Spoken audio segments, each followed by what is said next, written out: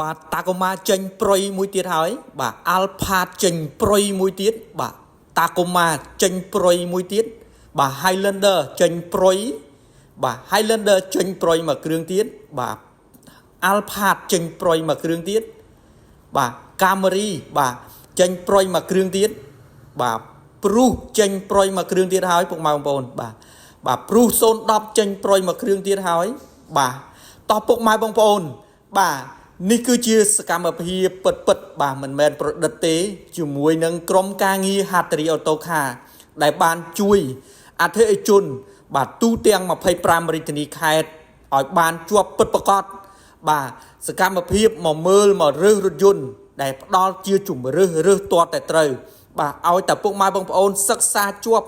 បាទផ្ដល់ជំរើសរថយន្តបាទឲ្យរើសមកពេញចិត្តបាទទើបរៀបចំបាទឯកសារបាទផ្ដិតមេដៃបាទដកយករថយន្តក្តីស្រមៃដែលជាបាទរថយន្តដែលពុកម៉ែបងប្អូនសិក្សាជាប់បាទរើសដោយផ្ទាល់រើសមកពេញចិត្តផ្ដល់ជូនចេញពីឃ្លាំងឡានបាទ Hattery Auto Car និង ATR Auto Car យើងខ្ញុំដែលតែងតែជួយដល់នៅរថយន្តបាទដែលមានគុណភាពសុវត្ថិភាពបាទជូនពុកម៉ែបងប្អូនរួមជាមួយនឹងឯកសារគ្រប់គ្រាន់ដែលផ្ដល់នៅទំនុកចិត្តខ្ពស់ផងដែរនោះបាទ Hattery Auto Car យើងខ្ញុំបាទគឺជាឃ្លាំងឡានមួយដែលមានទីតាំងពិតប្រាកដបាទមានការផ្ដល់នៅរថយន្តពិតប្រាកដជាមួយនឹងអ្នកជំនាញផ្ដល់ជូននៅចំណេះជំនាញ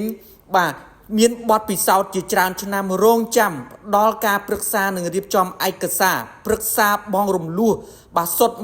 100% បាទរំលោះជាមួយនឹងការចូលរួមទៅតាមលទ្ធភាពរបស់ពុកម៉ែបងប្អូន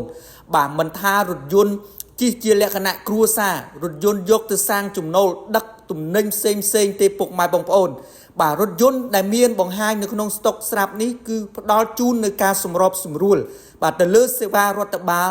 បាទក៏ដូចជារៀបចំសល់លុយខ្លះជូនពុកម៉ែបងប្អូនចូលផ្ទះ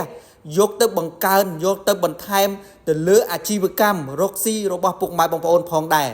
បាទសារជាថ្មីប្រសិនបើពុកម៉ែបងប្អូនមានតម្រូវការនិងកំពុងស្វែងរកឃ្លាំងឡានដែលមានទំនុកចិត្តខ្ពស់ជាងគេនៅក្នុងព្រះរាជាណាចក្រកម្ពុជាបាទនឹកឃើញដល់បាទ Hattery Auto Car និង ATR Auto Car ដែលមានទីតាំងសន្តិដ្ឋនៅរាជធានីភ្នំពេញ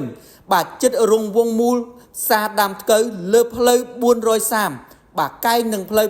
500បាទក្រុមការងារជំនាញយើងនឹងរងចាំស្វាគមន៍ពុកម៉ែបងប្អូនដោយផ្ទាល់